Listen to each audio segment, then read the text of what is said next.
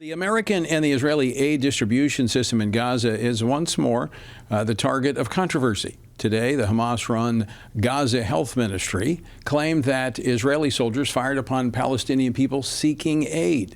They claimed that at least 27 people were killed. Now, this is the second day in a row that they've claimed violence surrounding distribution sites.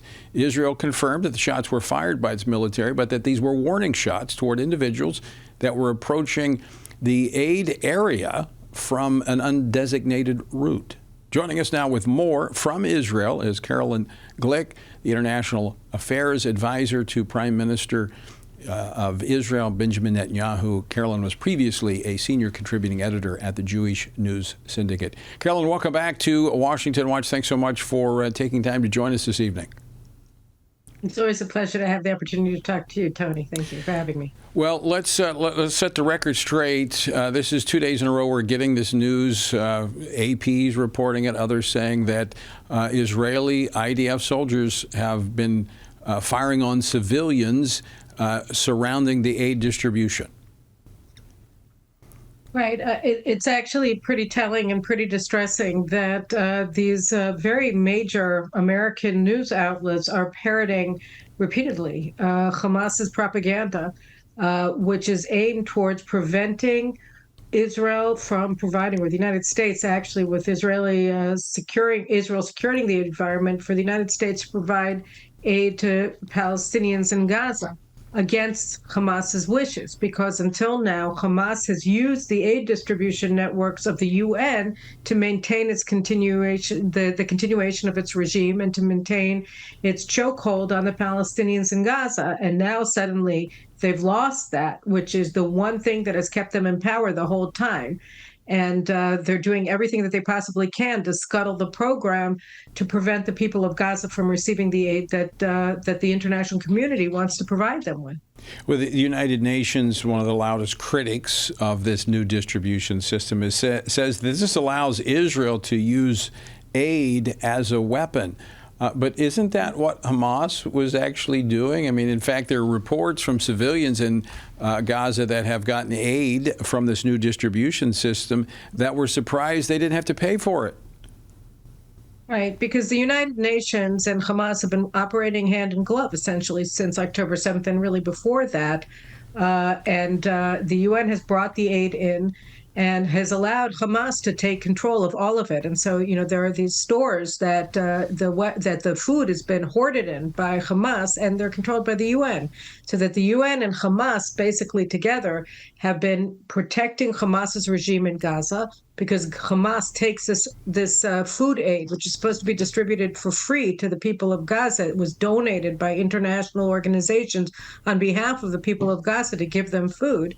And Hamas has stolen it and then sells it to the people of Gaza. So one of the most amazing things that we've seen since we started operating the Gaza Humanitarian Fund's aid distribution centers in Gaza is the response of the people of Gaza who receive the aid. What, we don't have to pay for it? What, it's free?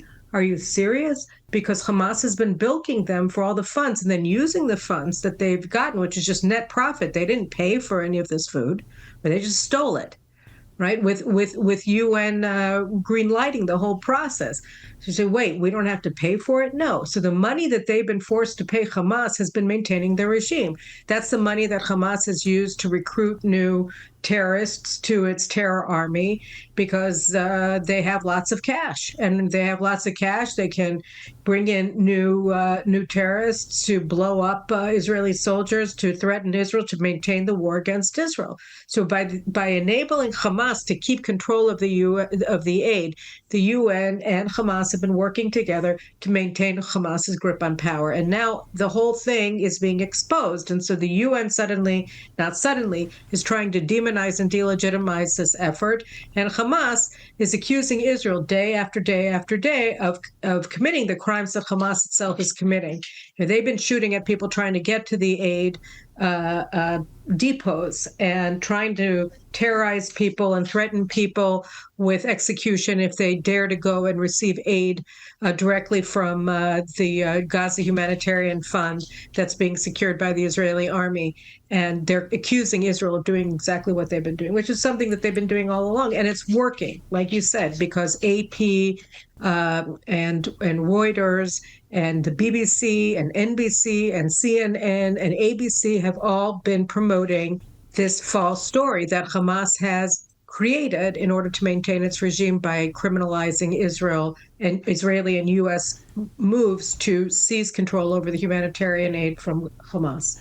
So Carolyn, given that background and how this aid has been used by Hamas, is it beyond Hamas to stage these violent incidents around these distribution sites to try and create this narrative for the media?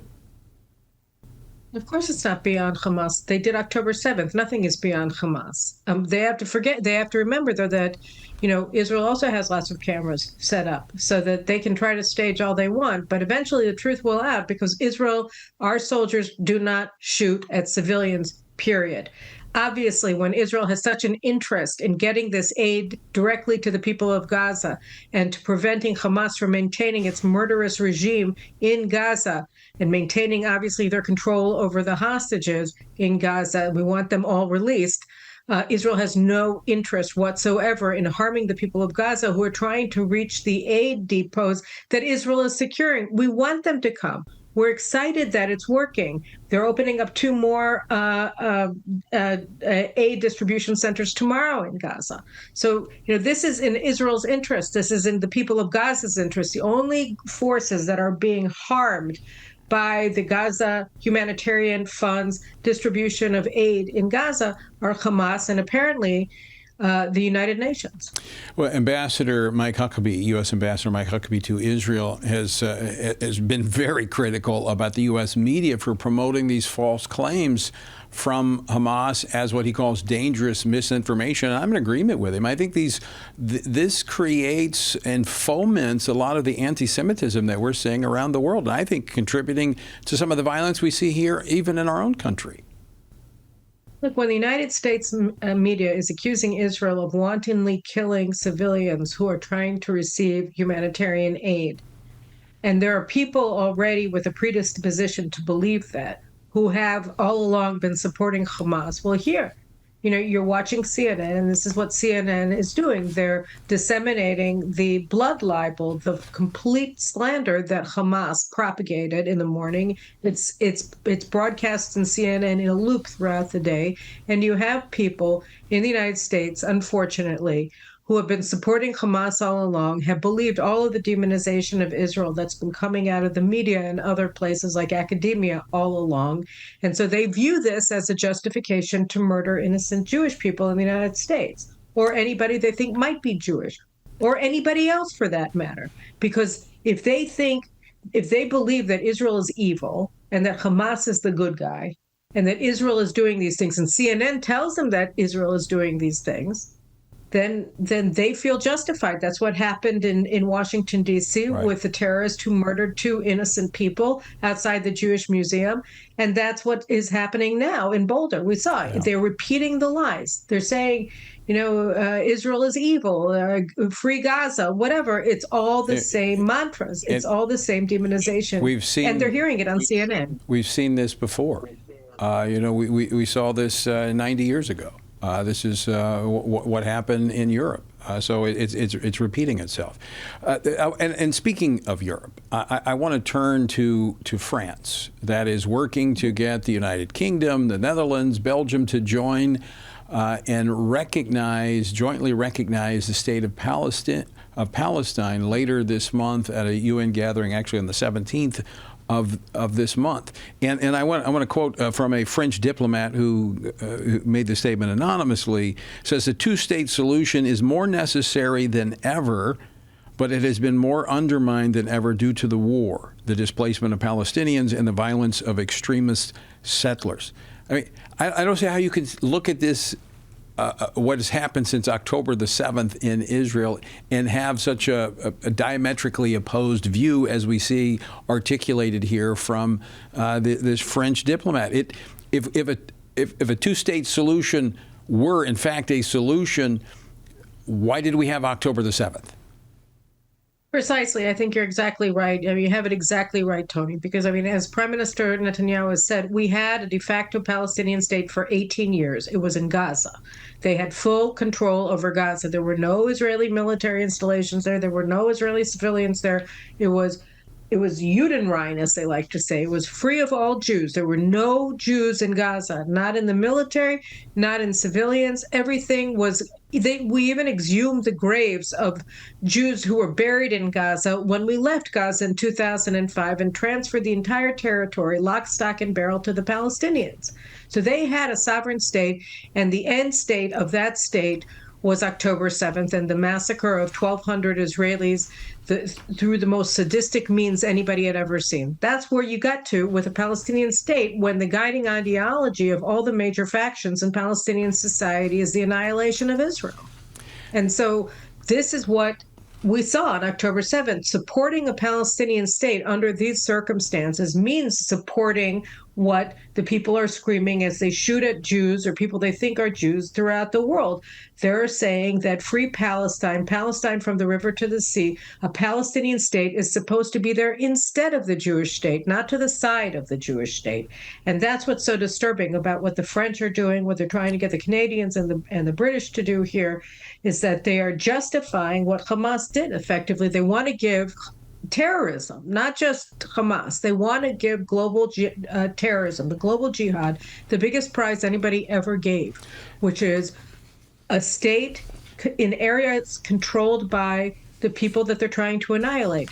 That's an amazing, horrible development. And the fact that it's happening now and that it's seemingly allied states like France that are leading the charges is really quite alarming. This is and I don't know what it means about the nature of French politics, if this is what Macron finds, is the right thing to be doing at this time. Caroline, we just have a couple minutes left, but this is a new day when you have leaders like the French president calling for a two-state solution. This is not pre-October the 7th. And you spoke recently at the JNS first convention there in Jerusalem. I was there in Jerusalem when you spoke. And you've made very clear that this is the future of Israel is its sovereignty. And this idea of a two-state solution runs counter to that idea of the sovereignty of the Israeli people. In fact, Ron Dermer, the Strategic Affairs Minister to Prime Minister Benjamin Netanyahu, threatened Britain and France that if they keep pushing down this path, Israel may annex more parts of Judea and Samaria. And so it doesn't appear that Israel is going to be passive in these calls for a Palestinian state. No, I mean, we can't be. That's the thing. We've sort of tried to, not deal with this issue because it's been this consensus in Europe and in very large swaths of American public discourse that the two-state solution is the only possible path forward. When what we saw is that the two-state solution leads to a one-day genocide, and we can't have that ever happen again. And so, for a long time, we were kind of, going along to get along. But the Israeli people aren't going to allow for such a thing to happen. We don't unsee what we just saw. We can't. And we understand what's at stake here. And that's really, what I think both Minister Dermer and other ministers in the government have made very clear with their opposition to a Palestinian state. I mean, it's clearly something that threatens the very existence of the state of Israel. And so just as we can't have an Iran armed with nuclear weapons, we can't have a Palestinian state. Well, and I know we've had these conversations, not we, but Israel and the rest of the world have had these conversations for decades, but it's a different day. And I think the resolve is there on behalf of Israel to protect its future. And this is the only way forward. Carolyn, we're out of time. Always great to see you. Please tell the Prime Minister I said hello, and appreciate you coming on the program today. Thanks very much for having me, Tony.